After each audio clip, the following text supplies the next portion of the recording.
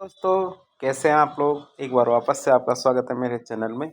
आज हम बात करेंगे इंडियन इकोनॉमिक्स के एक टॉपिक के बारे में। टॉपिक हमारा नरसिम्हम समिति। बात करें 1991 की। 1991 में हमारे बैलेंस ऑफ पेमेंट्स की क्राइसिस चल रही थी। बैलेंस ऑफ पेमेंट क्राइसिस के अंतर्गत हमारा जो इकोनॉमी है वह गड़बड़ा गई थी। गड़बड़ाने का मतलब यह है, हम जो हमारे विदेशों से जो आयात कर रहे थे उनको चुकाने के लिए हमारे पास पैसा बहुत कम रह गया था। इसके लिए क्या, भारत की इकोनॉमी को खोल दिया जाता है। खोलने का मतलब भारत के द्वारा एलपीजी रिफॉर्म किए जाते हैं, जो हमारी तीसरी भारत की औद्योगिक पॉलिसी है उसके अंतर्गत गिने जाते हैं। तो इस तरह हमने देखा कि भारत के अंदर सभी सेक्टरों के अंदर, सभी क्षेत्रों के अंदर बहुत सारे सुधार किए जाते हैं। अर्थात भारत क्या पूंजीवाद की तरफ काफ़ी हद तक बढ़ जाता है। अब पूंजीवाद की तरफ आगे बढ़ता है, साथ ही साथ भारत के द्वारा बहुत सारे सुधार किए जाते हैं सभी सेक्टरों के अंदर। तो बैंकों के अंदर सुधार के लिए भी एक सुधार कमेटी की स्थापना की जाती है, ताकि हम ये देख सकें कि बैंकों के अंदर यदि कोई समस्या है तो बैंकों के अंदर कौन कौन से सुधार करने हैं। तो बैंकों के अंदर सुधार करने के लिए एक समिति का गठन किया जाता है। समिति का नाम हमारी नरसिम्हम समिति। अब नरसिम्हम समिति की स्थापना, ये फर्स्ट की बात करें, नरसिम्हम समिति फर्स्ट, तो इसके बारे में हम आज बात करेंगे। फर्स्ट और सेकंड दोनों के बारे में बात करेंगे। फर्स्ट के बारे में बात करें तो इसकी स्थापना 1991 में की गई थी। जो हमारी नरसिम्हम समिति है इसकी स्थापना 1991 में की गई थी। और इन्होंने कहा कि जो बैंक है तो बैंक के अंदर क्या क्या सुधार किए जाने चाहिए। नरसिम्हम समिति फर्स्ट की मुख्य सिफारिशें क्या रही हुई। अब 1900 जो हमारे 69 था और 1980 था, तो 1969 में हमारे 14 बैंक और 1980 में हमारे 6 बैंक। इनका क्या है कि इंदिरा गांधी सरकार के द्वारा राष्ट्रीयकरण किया गया था। क्या किया गया था? राष्ट्रीयकरण किया गया था। अब राष्ट्रीयकरण के दौरान क्या, हमारे बैंकों की संख्या बढ़ती जा रही थी, सरकारी बैंकों की संख्या। तो इन्होंने कहा, नरसिम्हम समिति फर्स्ट ने, कि भविष्य में बैंकों का राष्ट्रीयकरण नहीं किया जाना चाहिए। यदि कोई बैंक यदि प्राइवेट सेक्टर के अंदर अच्छा कार्य कर रहा है तो उसे अच्छा कार्य करने देना चाहिए। भविष्य में बैंकों का राष्ट्रीयकरण नहीं किया जाना चाहिए। साथ ही साथ निजी क्षेत्र के बैंक हैं उनको प्रोत्साहन दिया जाना चाहिए। जो हमारे निजी क्षेत्र के बैंक हैं उनको सरकारी क्षेत्र बनाने के बजाय उनको प्रोत्साहन मिलना चाहिए कि वह आगे से आगे अच्छा कार्य करें। फिर विदेशी बैंक है, तो विदेशी बैंक में हमारे देश के अंदर आके काम करे, अर्थात उनको भी प्रोत्साहन मिलना चाहिए कि हमारे देश की जो अर्थव्यवस्था है उसमें नई तकनीकों का समावेश हो सके।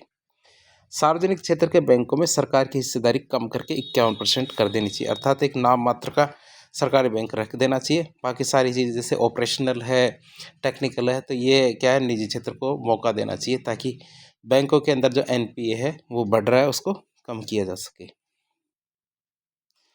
तो इसलिए क्या, जो हमारे सार्वजनिक क्षेत्र के बैंक है तो उनमें सरकार की हिस्सेदारी को कम करके कितना, 51% ही रखना चाहिए। फिर हमारे जो CRR है और SLR है, ये पैसा कम किया जाना चाहिए। क्यों? क्योंकि नरसिम्हम समिति भी ये मानती है कि CRR क्या एक बहुत बड़ा पैसा होता है और SLR भी बहुत बड़ा पैसा होता है। SLR के जरिए क्या है कि बैंकों से सरकारी जो परिसंपत्तियां हैं, परिसंपत्ति तो नहीं है लेकिन जो बॉन्ड है, जो ये उसके अंदर सरकार के अंदर निवेश करवाने की कोशिश की जाती है रिजर्व बैंक के द्वारा।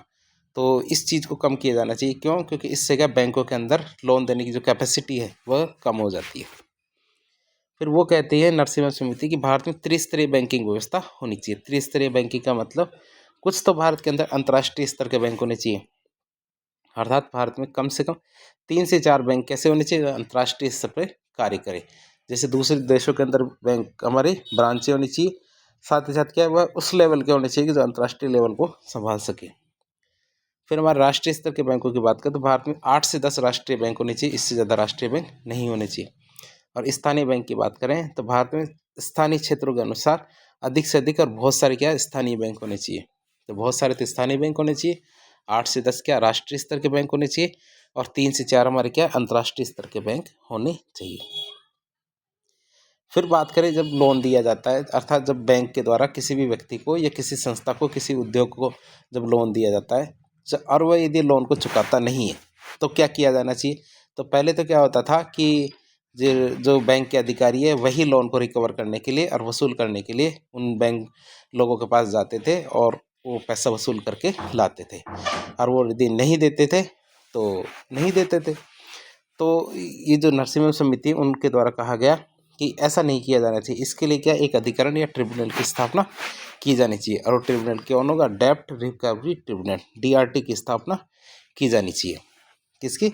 DRT या डेब्ट रिकवरी ट्रिब्यूनल की स्थापना की जानी चाहिए। भारत में इसी वजह से 1993 में 29 डेब्ट रिकवरी ट्रिब्यूनल की स्थापना की गई। कितने? 29। फिर बात करें ऋण सूचनाओं को साझा करने के लिए एक केंद्रीय एजेंसी, क्या? एक केंद्रीय एजेंसी की स्थापना करनी चाहिए। अर्थात पहले क्या होता था कि जैसे एक व्यक्ति इस बैंक में जाता है, लोन ले लेता है और इसका लोन नहीं चुकाता, वही व्यक्ति क्या है फिर दूसरे बैंक में जाता है और वहाँ से लोन ले लेता है और उसका लोन भी नहीं चुकाता है। वही व्यक्ति तीसरे बैंक में जाता है और उससे लोन ले लेता है और उसका लोन भी नहीं चुकाता। पहले ऐसा संभव हो पाता था, क्यों? क्योंकि किसी को भी पता नहीं होता था कि इस व्यक्ति ने दूसरे बैंक से लोन लिया है या नहीं लिया, या किस बैंक से लोन लिया है, किस बैंक से लोन नहीं लिया है। तो हमारी नरसिम्हम समिति थी फर्स्ट वाली, तो उन्होंने ये कहा कि एक ऐसी केंद्रीय जो हमारी एजेंसी बनानी जानी चाहिए जो क्या करे, सभी लोनों का ध्यान रखे। अर्थात यदि एक व्यक्ति किसी संस्था से, किसी बैंक से डिफ़ॉल्टर हो जाता है, अर्थात उसका लोन लेके उसका लोन नहीं चुकाता है, तो ऐसे व्यक्ति को कहीं से भी लोन ना मिले। अर्थात इसकी एक साझा जानकारी होनी चाहिए, अर्थात जो यदि कोई चाहे तो पता कर सके। तो हम बात करें इसके आगे, तो ऋण सूचनाओं को साझा करने के लिए एक केंद्रीय एजेंसी बनाई जानी चाहिए। साथ ही साथ सन 2000, इसी वजह से सन 2000 के अंदर हमारे एक सिबिल की स्थापना की गई।